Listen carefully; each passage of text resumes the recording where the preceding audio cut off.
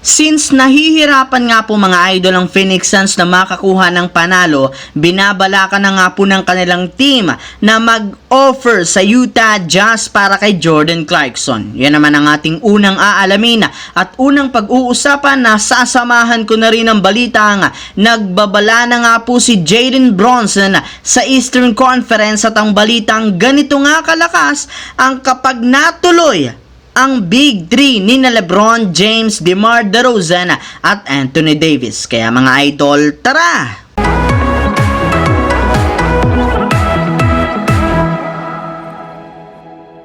Matapos nga po mga idol na matalong muli ang Phoenix Suns sa kanilang Christmas game kahapon kontra sa Dallas Mavericks, umabot na nga sa 3 games ang kanilang lose streak at bumagsak na sa 14 wins, 15 losses ang kanilang record bilang pang-11 pwesto sa Western Conference at ang masakit pa dyan, 3 beses pa lamang silang nananalo sa kanilang huling 10 laban. At kasunod nga po ng tuloy-tuloy na talo ng Phoenix Suns sa kanilang mga nakalipas na laro, mismo sina Kevin Durant at Devin Booker na ang nagalit mismo sa kanilang team. Kaya dahil dyan, oras na nga upang gumawa na ng bagong move ang front office ng Suns at kumuha ng mga bagong player sa loob ng free agency. At ayon nga sa isang insider, isa nga po sa mga target nilang oferan at kunin ay si Jordan Clarkson mula sa Utah Jazz na maaari rin naman nga nilang gamitin bilang kanilang 6th man na tutulong kina Kevin Durant at Devin Booker. Samantala, pumunta naman tayo sa ating pangalawang storya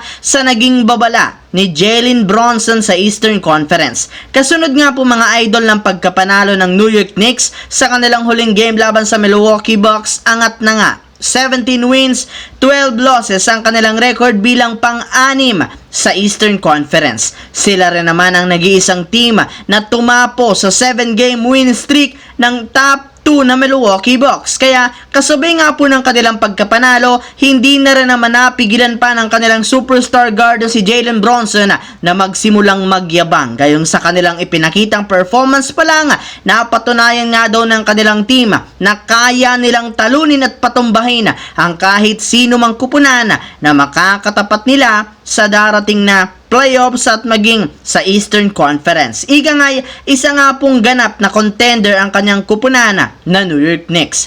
Habang dumako naman tayo sa ating huling storya dito sa balitang ganito nga kalakas kapag natuloy ang Big 3 ni LeBron James, DeMar DeRozan at Anthony Davis. Katulad nga po mga idol ng naibalita ko pa lang sa inyo, mismong ang Chicago Bulls na nga ang payag na i-trade si DeRozan papunta sa Lakers basta't makuha nila ang isang Austin Reeves na magagamit nila bilang future superstar ng kanilang prangkisa. Well, bagamat man napakalaking sakripisyo ang kailangang bitawan ngayon ng Lakers, magiging worth it rin naman nga ito since makakabuo sila ng isang legit na Big 3 na kinabibilangan ni na LeBron James, Anthony Davis at si DeMar DeRozan. Yes mga idol, sa ganyang paraan hindi na mauubusan ng opensa ang Lakers since lahat ng itong tatlo ay merong kakayahang magtala ng napakalaking puntos. Hindi na rin naman magiging problema ng Lakers ang kanilang shooting since sobrang mapagkakatiwalaan ng mid-range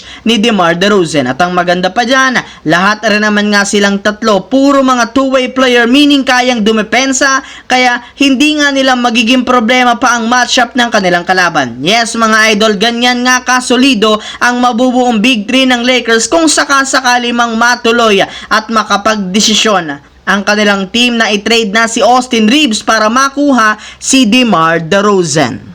So yun lamang mga idol ang ating bagong video ngayon dito na ating pinag-usapan ngayon. Once again, this is your J-Zone TV. Huwag kalimutang mag-like at syempre mag-subscribe na rin, pindutin ang notification bell sa akin channel para lagi kayo maging updated sa mga videos na pinapalabas ko. Isang malaking shout out sa lahat ng solid J-Zone TV dyan. Maraming salamat mga idol.